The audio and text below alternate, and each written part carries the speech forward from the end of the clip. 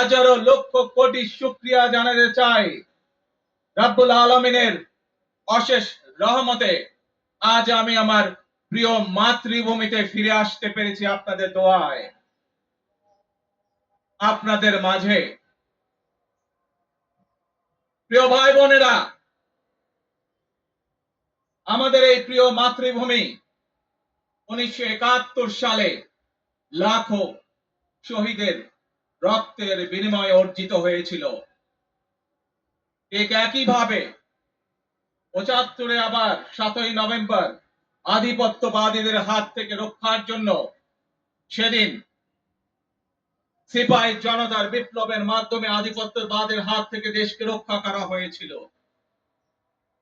একইভাবে পরবর্তীতে 90-এর স্বৈরাচারের বিরুদ্ধে এদেশের জনগণ, এদেশের খেটে খাওয়া মানুষ তাদের গণতান্ত্রিক অধিকারকে ছিনিয়ে এনেছিল। কিন্তু তারপরেও ষড়যন্ত্রকারীদের ষড়যন্ত্র থেমে থাকেনি। আমরা তারপর দেখেছি 2024 সালে, 71 সালে এই দেশের মানুষ যেমন স্বাধীনতা অর্জন করেছিল, 2024 সালে এদেশের ছাত্র জনতা সহ সর্বস্তরের মানুষ, কৃষক, শ্রমিক, গৃহবধূ, নারী, পুরুষ, মাদ্রাসার ছাত্র সহ দল মত নির্বিশেষে, শ্রেণী পেশা নির্বিশেষে সকল মানুষ সেদিন 2024 সালের 5ই আগস্ট এই দেশের স্বাধীনতা এবং সার্বভৌমত্বকে রক্ষা করেছিল। প্রিয় ভাই বোনেরা, আজ বাংলাদেশের মানুষ কথা বলার অধিকার ফিরে পেতে চায়। তারা তাদের গণতান্ত্রিক অধিকার ফিরে পেতে চায়। বাংলাদেশের মানুষ চায় তারা তাদের যোগ্যতা অনুযায়ী ন্যায্য অধিকার পাবে। প্রিয় ভাই বোনেরা, আজ আমাদের সময় এসেছে সকলে মিলে দেশ গড়ার। এই দেশে যেমন পাহাড়ের মানুষ আছে, এই দেশে একইভাবে সমতলের মানুষ আছে। এই দেশে মুসলমান, বৌদ্ধ, খ্রিস্টান, হিন্দু সহ বিভিন্ন ধর্মের মানুষ বসবাস করে। আমরা চাই সকলে মিলে এমন একটি বাংলাদেশ গড়ে তুলবো আমরা, যেই বাংলাদেশের স্বপ্ন একজন মা দেখেন, অর্থাৎ একটি নিরাপদ বাংলাদেশ আমরা গড়ে তুলতে চাই। যে বাংলাদেশে একজন নারী, একজন পুরুষ, একজন শিশু যেই হোক না কেন নিরাপদে ঘর থেকে বের হলে নিরাপদে ইনশাআল্লাহ ঘরে আবার ফিরে আসতে পারে। প্রিয় ভাই বোনেরা, এই দেশের জনসংখ্যার অর্ধেক নারী, 4 কোটিরও বেশি তরুণ প্রজন্মের সদস্য, 5 কোটির মতন শিশু, 40 লক্ষের মতন প্রতিবন্ধী মানুষ রয়েছেন, কয়েক কোটি কৃষক শ্রমিক রয়েছেন। এই মানুষগুলোর একটি প্রত্যাশা আছে এই রাষ্ট্রের কাছে, এই মানুষগুলোর একটি আকাঙ্ক্ষা আছে এই দেশের কাছে।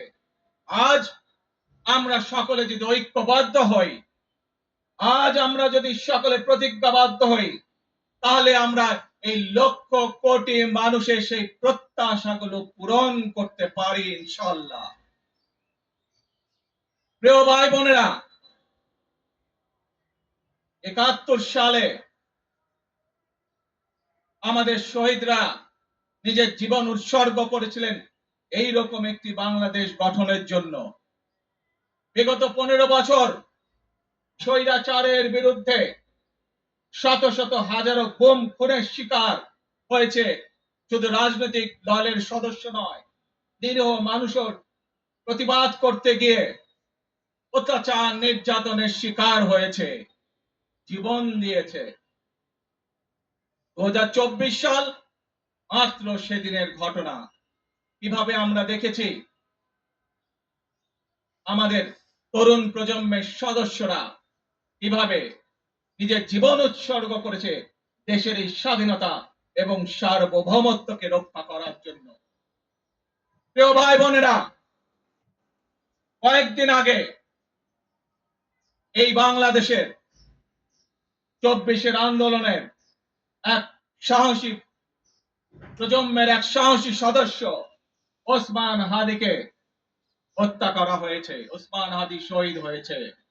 প্রিয় ভাই বোনেরা, ওসমান হাদি চেয়েছিল এই দেশের মানুষের জন্য গণতন্ত্র প্রতিষ্ঠিত হোক, এই দেশের মানুষের গণতান্ত্রিক অধিকার প্রতিষ্ঠিত হোক, এই দেশের মানুষ তাদের গণতান্ত্রিক এবং অর্থনৈতিক অধিকার ফিরে পা। আজ 24-এর আন্দোলনে যারা শহীদ হয়েছেন, ওসমান হাদি সহ 71-এ যারা শহীদ হয়েছেন, বিগত স্বৈরাচারের সময় বিভিন্নভাবে খুন গুমের শিকার হয়েছেন, এই মানুষগুলোর রক্তের ঋণ যদি শোধ করতে হয়, আসুন আমরা আমাদের সেই প্রত্যাশিত বাংলাদেশ গড়ে তুলব, যেখানে আমরা সকলে মিলে কাজ করব, যেখানে আমরা সকলে মিলে আমাদের প্রত্যাশিত বাংলাদেশকে গড়ে তুলব। প্রিয় ভাই বোনেরা, বিভিন্ন আধিপত্যবাদ শক্তির গুপ্তচরেরা বিভিন্ন ভাবে ষড়যন্ত্রে এখন লিপ্ত রয়েছে। আমাদেরকে ধৈর্যশীল হতে হবে, আমাদেরকে ধৈর্য ধারণ করতে হবে। বিশেষ করে তরুণ প্রজন্মের যে সদস্যরা আছেন, আপনারাই আগামী দিন দেশকে নেতৃত্ব দিবেন, দেশকে গড়ে তুলবেন। এই দায়িত্ব তরুণ প্রজন্মের সদস্যদেরকে আজ গ্রহণ করতে হবে, যাতে করে এই দেশকে আমরা সুন্দরভাবে গড়ে তুলতে পারি। শক্ত ভিত্তির উপরে গণতান্ত্রিক ভিত্তি, শক্তিশালী অর্থনৈতিক ভিত্তির উপরে যাতে এই দেশকে আমরা গড়ে তুলতে পারি। প্রিয় ভাই বোনেরা, আমার সাথে আজকে মঞ্চে এখানে বহু জাতীয় নেতৃবৃন্দ বসে আছেন। আসুন আজকে আমরা দুহাত তুলে আল্লাহর দরবারে দোয়া করি, আল্লাহর রহমত আমরা চাই। যে সকল জাতীয় নেতৃবৃন্দ এই মঞ্চে আছেন, মঞ্চের বাইরে যে সকল জাতীয় আরো নেতৃবৃন্দ আছেন, আমরা সকলে মিলে এই দেশকে নেতৃত্ব দিয়ে আমাদের বাংলাদেশের জনগণের প্রত্যাশিত সেই বাংলাদেশকে আমরা গড়ে তুলতে চাই। আমাদেরকে যে কোনো মূল্যে আমাদেরকে এই দেশের শান্তি শৃঙ্খলা রক্ষা করতে হবে। যে কোনো উস্কানির মুখে আমাদেরকে ধীর শান্ত থাকতে হবে। প্রিয় ভাই বোনেরা, আমরা দেশের শান্তি চাই, আমরা দেশের শান্তি চাই, আমরা দেশের শান্তি চাই। প্রিয় ভাই বোনেরা, মার্টিন লুথার কিং নাম শুনেছেন না আপনারা? নাম শুনেছেন তো আপনারা? মার্টিন লুথার কিং, তার একটি বিখ্যাত ডায়লগ আছে, আই হ্যাভ এ ড্রিম। আজ এই বাংলাদেশের মাটিতে দাঁড়িয়ে আপনাদের সকলের সামনে আমি বলতে চাই, বাংলাদেশ জাতীয়তাবাদী দলের একজন সদস্য হিসাবে আপনাদের সামনে আমি বলতে চাই, I have a plan for the people of my country, for my country. আজ এই পরিকল্পনা দেশের মানুষের স্বার্থে, দেশের উন্নয়নের জন্য, দেশের মানুষের ভাগ্যের পরিবর্তনের জন্য, যদি সেই প্ল্যান, সেই কার্যক্রম, সেই পরিকল্পনাকে বাস্তবায়ন করতে হয়, প্রিয় ভাই বোনেরা, এই জনসমুদ্রে যত মানুষ উপস্থিত আছেন, এই সারা বাংলাদেশে গণতন্ত্রের শক্তি যত মানুষ উপস্থিত আছেন, প্রত্যেকটি মানুষের সহযোগিতা আমার লাগবে। প্রত্যেকটি মানুষের সহযোগিতা আমাদের লাগবে। আপনারা যদি আমাদের পাশে থাকেন, আপনারা যদি আমাদেরকে সহযোগিতা করেন, ইনশাআল্লাহ আমরা আই হ্যাভ এ প্ল্যান বাস্তবায়ন করতে সক্ষম হব। আসুন আমরা আল্লাহ রাব্বুল আলামিনের দরবারে হাত তুলে প্রার্থনা করি, আমরা যেন হে রব্বুল আলামিন, হে একমাত্র মালিক, হে একমাত্র পরওয়ারদিগার, হে একমাত্র রহমত দানকারী, হে একমাত্র সাহায্যকারী। আজ আপনি যদি আমাদেরকে রহমত দেন, তাহলে আমরা এই দেশের মানুষ কঠোর পরিশ্রম করার মাধ্যমে আমাদের প্রত্যাশিত বাংলাদেশকে গড়ে তুলতে পারবো। আজ যদি আল্লাহর রহমত এই দেশ এবং এই দেশের মানুষের পক্ষে থাকে, আল্লাহর সাহায্য, আল্লাহর দয়া এই দেশের মানুষের উপরে, এই দেশের উপরে থাকে, ইনশাআল্লাহ আমরা আমাদের প্রত্যাশিত বাংলাদেশ গড়ে তুলতে সক্ষম হব। প্রিয় ভাই বোনেরা, আজ আসুন আমরা সকলে মিলে প্রতিজ্ঞা করি, আমরা সকলে মিলে প্রতিজ্ঞা করি যে ইনশাআল্লাহ আগামী দিনে দেশ পরিচালনার দায়িত্বে যারা আসবে, আমরা সকলে নবী করিম সাল্লাল্লাহু আলাইহি সাল্লামের যে ন্যায় পরায়ণতা, সেই ন্যায় পরায়ণতার আলোকে আমরা দেশ পরিচালনার সর্বোচ্চ চেষ্টা করব। প্রিয় ভাই বোনেরা, আজ আপনারা জানেন এখান থেকে আমি আমার মা দেশনেত্রী খালেদা জিয়ার কাছে যাব। একটি মানুষ, যে মানুষটি এই দেশের মাটি, এই দেশের মানুষকে নিজের জীবনের থেকেও বেশি ভালোবেসেছেন। তার সাথে কি হয়েছে আপনারা প্রত্যেকটি মানুষ সে সম্পর্কে অবগত আছেন। সন্তান হিসাবে আপনাদের কাছে আমি চাইবো আজ আল্লাহর দরবারে আপনারা দোয়া করবেন, যাতে আল্লাহ ওনাদের তৌফিক দেন, উনি যাতে সুস্থ হতে পারেন।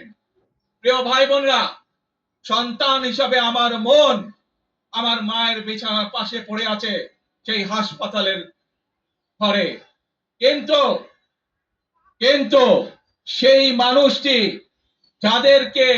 যাদের জন্য জীবনকে উৎসর্গ করেছে, অর্থাৎ আপনারা এই মানুষগুলোকে, যাদের জন্য দেশনেত্রী খালেদা জিয়া জীবন উৎসর্গ করেছেন, নিজের জীবন, সেই মানুষগুলোকে আমি কোনোভাবেই ফেলে যেতে পারি না। এবং সেজন্যই আজ হাসপাতালে যাবার আগে আপনাদের প্রতি সহ টেলিভিশন গুলোর মাধ্যমে যারা সমগ্র বাংলাদেশে আমাকে দেখছেন, আপনাদের সকলের কাছে কৃতজ্ঞতা প্রকাশ করার জন্য আজ আমি এখানে দাঁড়িয়েছি আপনাদের সামনে। প্রিয় ভাই বোনেরা, আসুন আমাদেরকে আজকে নিশ্চিত করতে হবে, আমরা যে ধর্মের মানুষ হই, আমরা যে শ্রেণীর মানুষ হই, আমরা যে দলেরই রাজনৈতিক দলের সদস্য হই অথবা একজন নির্দলীয় ব্যক্তি হই, আমাদেরকে নিশ্চিত করতে হবে যে কোনো মূল্যে আমরা আমাদের এই দেশের শান্তি শৃঙ্খলাকে ধরে রাখতে হবে। যে কোনো মূল্যে যে কোনো বিশৃঙ্খলাকে পরিত্যাগ করতে হবে। যে কোনো মূল্যে আমাদেরকে নিশ্চিত করতে হবে যাতে মানুষ নিরাপদ থাকতে পারে। শিশু হোক, নারী হোক, পুরুষ হোক, যে কোনো বয়স, যে কোনো শ্রেণী, যে কোনো পেশা, যে কোনো ধর্মের মানুষ যেন নিরাপদ থাকে, এই হোক আমাদের চাওয়া আজকে। প্রিয় ভাই বোনেরা, আসুন প্রিয় ভাই বোনেরা, সবাই মিলে আজ আমরা প্রতিজ্ঞাবদ্ধ হই, সবাই মিলে করব কাজ। এ ধরে আরো সবাই মিলে করব কাজ, কর্মমোদের বাংলাদেশ। ইনশাআল্লাহ আপনাদের সকলের কাছে দোয়া আছে, আবারও সকলকে যে কোনো মূল্যে দেশে শান্তি শৃঙ্খলা রক্ষার আহ্বান জানিয়ে যে কোনো বিশৃঙ্খলাকে পরিহার করে ধৈর্যের সাথে মোকাবেলা করার আহ্বান জানিয়ে আমার বক্তব্য শেষ করছি। আবারও আপনাদের কাছে কৃতজ্ঞতা প্রকাশ করছি আজকে আমাকে এইভাবে বরণ করে নেওয়ার জন্য। আল্লাহ হাফেজ। বাংলাদেশ জিন্দাবাদ বাংলাদেশ জাতীয়তাবাদী দল জিন্দাবাদ। আসসালামু আলাইকুম।